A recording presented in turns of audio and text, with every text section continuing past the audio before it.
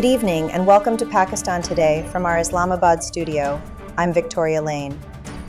The United States and Iran appear to be moving closer toward a possible peace agreement, according to U.S. President Donald Trump, who says negotiations are progressing positively with support from regional mediators, including Pakistan. Speaking on the ongoing diplomatic efforts, Trump expressed hope that a final agreement could prevent Iran from obtaining nuclear weapons and help stabilize the wider region. He also indicated that the Strait of Hormuz could reopen once outstanding issues are resolved. Pakistan's diplomatic role has drawn increasing international attention following Field Marshal Asim Munir's recent visit to Tehran, where he held high-level meetings aimed at easing tensions and supporting the negotiation process. Trump's remarks come amid renewed global focus on efforts to avoid further escalation in the Middle East. In a related development, Iran and Pakistan have reportedly submitted a revised proposal to the United States aimed at ending the ongoing conflict and reopening the Strait of Hormuz. According to reports, the proposal forms part of intensified diplomatic efforts to de-escalate tensions, with Washington expected to respond later today. Earlier, U.S. Secretary of State Marco Rubio confirmed that progress had been made in negotiations and said the United States may have further announcements in the coming days.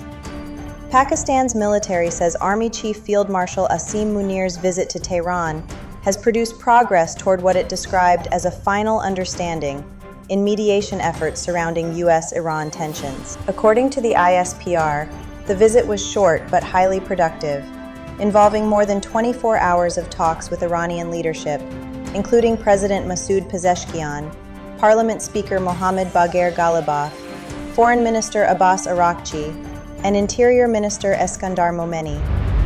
The discussions focused on regional stability, diplomatic engagement, and preventing further escalation following earlier conflict developments. Pakistan says the consultations helped accelerate diplomacy toward a broader settlement, while Iranian officials praised Islamabad's role in facilitating dialogue between Tehran and Washington during fragile ceasefire conditions and ongoing nuclear-related negotiations. For more on Pakistan's diplomatic engagement, we go to our Islamabad correspondent, Sarah William. Thank you, Victoria. Officials here in Islamabad say Pakistan's leadership is continuing back-channel diplomacy with both regional and international stakeholders as negotiations move forward.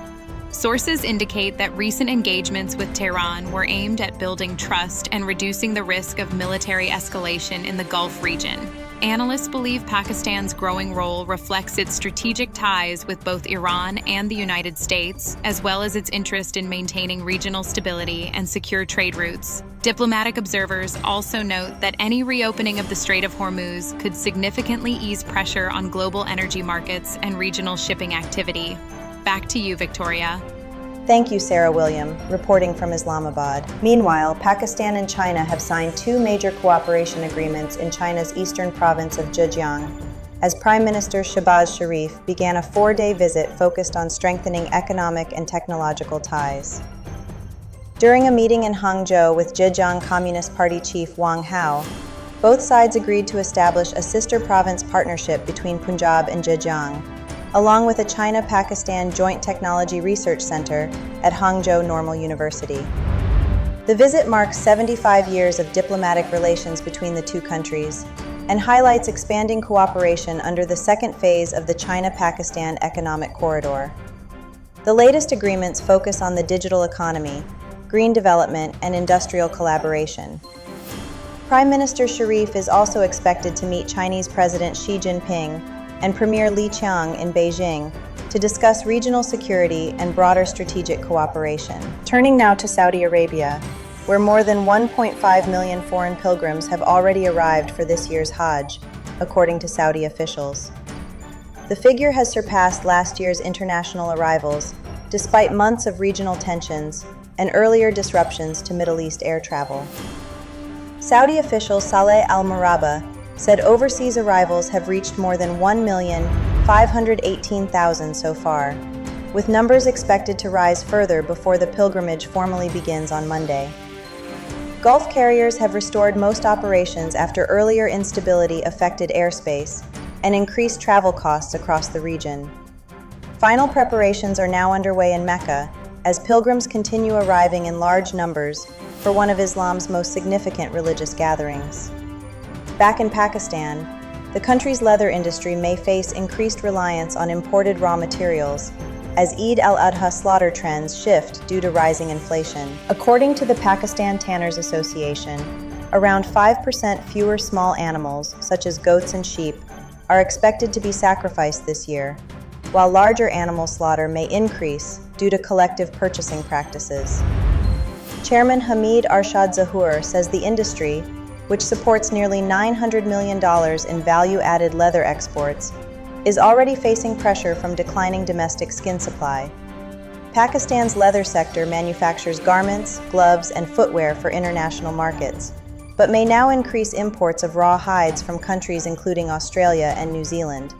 Officials say inflation, changing consumer behavior, and recent export disruptions have all impacted supply chains ahead of Eid al-Adha on May 27th.